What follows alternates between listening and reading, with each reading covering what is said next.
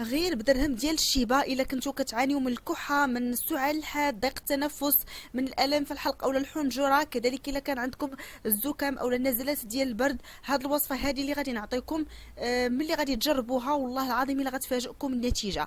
يعني وها هي واحد المكون عندنا في الدار، يعني كاين موجود، ولكن كيجيونا هاد الاعراض هادو ديال البرد، يعني كنمرضوا وما كنستعملوش هاد الوصفه هذه. فاي واحد تيعاني من هاد الحالات هادو اللي ضاربو البرد، يعني كيكح بزاف، عنده الحريق يعني في راسو، عنده الحريق في الحلق، عنده ضيق تاع التنفس، كيحس بواحد التعب شديد، جربوا هاد الوصفه هذه. يعني المفعول ديالها اقوى من اي دواء، يعني في علاج هاد النزلات ديال البرد ولا غريب والكحه الجافه. وصفه من ابسط الوصفات، لكن كتعطي واحد النتائج يعني مدهشه في علاج هاد الاعراض هادو اللي ذكرت لكم. وصفه بسيطه والمكونات متوفره عندكم في الدار. ممكن ديروها للوليدات الصغار الا كانوا ضربهم البرد، يعني النويفات ديالهم كيسيلوا او لا ولاو مخنقين، يعني كيكحوا، كيحسوا بواحد التعب. فجربوا لي هاد الوصفه هذه وغتشوفوا يعني واحد النتيجه، يعني من اول يوم غتلاحظوا واحد النتيجه اللي زوينه بزاف. فغادي ندوزو دابا تشوفوا معايا المكونات، طريقه التحضير، تبعوا معايا الوصفه هكا باش تعرفوا على الطريقه كيفاش غادي تستعملوها. وغادي ندوزو نبداو على بركه الله الوصفه ديالنا. قبل احبابي كنتمنى انكم ما تبخلوش عليا بواحد لايك لا فيديو، وخليو لي الاراء ديالكم في التعليقات كذلك. وغادي نبداو الوصفه ديالنا. اول حاجه غادي نحتاجوا لهذا المكون هذا اللي هو الشيبه، الاسم الثاني ديالها الشويلاء. عندها صراحه بزاف ديال الاسماء، شيبه، شويلاء، المهم عندها عده اسماء.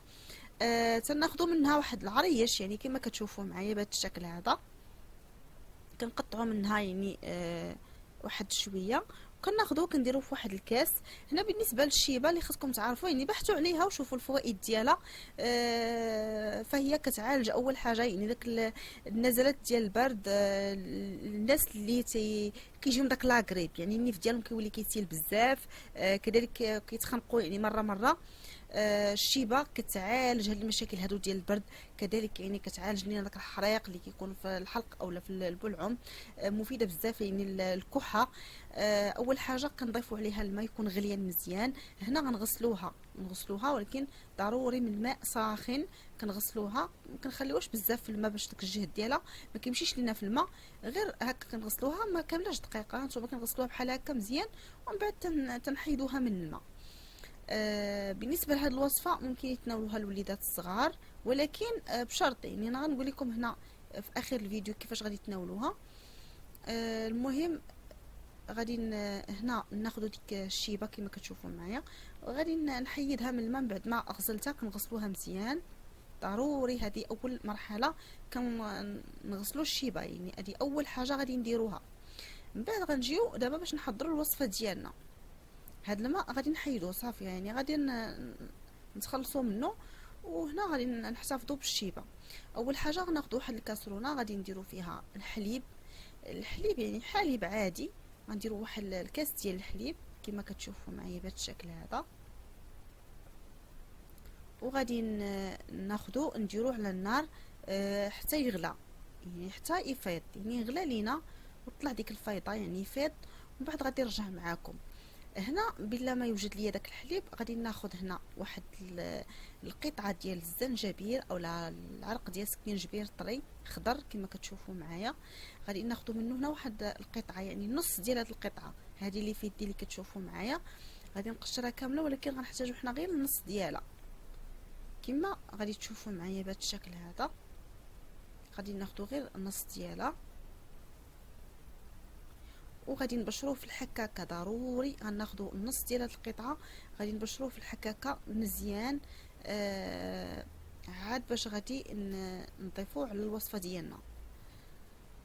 كناخذوا هاد الحكاكه وغنحكوه يعني في الجهه هذيك الرقيقه كما غادي تشوفوا معايا بهذا الشكل هذا.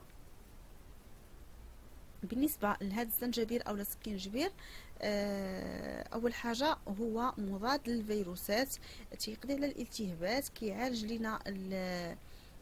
لينا الكحه، يعني داك السعال، ضيق التنفس، يعني عنده بزاف ديال الفوائد سبحان الله، اللي هي واحد الفوائد عجيبه يعني بالنسبه للعلاج هاد الحالات ديال المشاكل ديال البرد.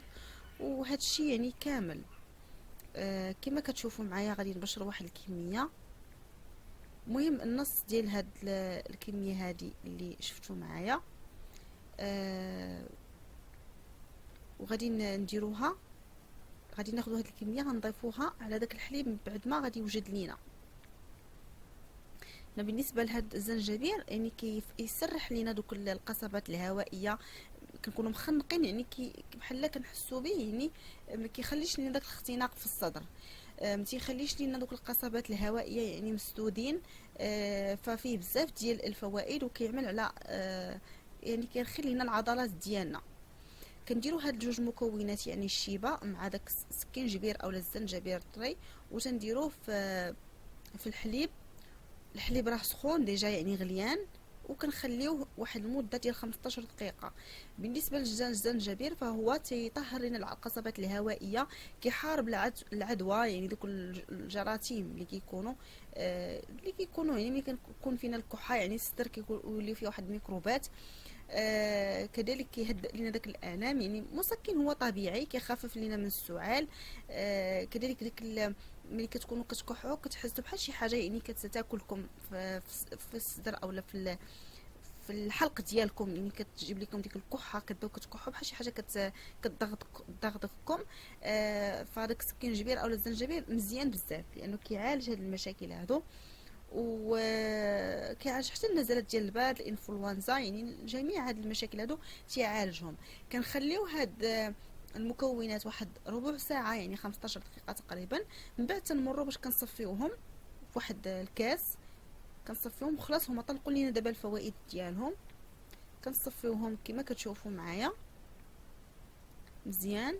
وبالنسبه لهاد الحليب اللي تحصلنا عليه يعني فيه هاد المكونات هادو مزيان بزاف صراحه.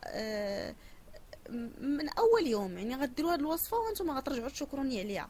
من اول يوم كاع داك الحريق اللي كيكون في الحلق، ديك الكحه اللي كتكون خايبه بزاف، يعني كتبقاو تكحوا حتى الراس ديالكم كيتفرح، حتى الصدر ديالكم كتحسوا بواحد الالم، يعني الضلوع ديالكم كتحسوا بهم تيوجعوكم. ما غاديش يبقى هادشي ان شاء الله، غادي ربي يجيب الشفاء على هاد ان شاء الله. هاد الوصفه اللي غادي نعطيكم هنا كتحليوها بشويه ديال العسل تا هو مزيان، عسل طبيعي بالحق، مزيان بزاف لهاد المشاكل هادو ديال البرد. وهاد الوصفه كتناولوها قبل النوم، بلا ما تناولوها يعني في الصباح ولا في شي وقت، تناولوها قبل النوم. كديروا كاس كبير كتشربوه قبل ما تنعسوا، وكتنعسوا مباشره، يعني ماشي تشربوه وتبقاو تمشاو، ولا كتشربوه وكتغطاو، يعني خصكم تعرقوا على هاد المشروب هذا.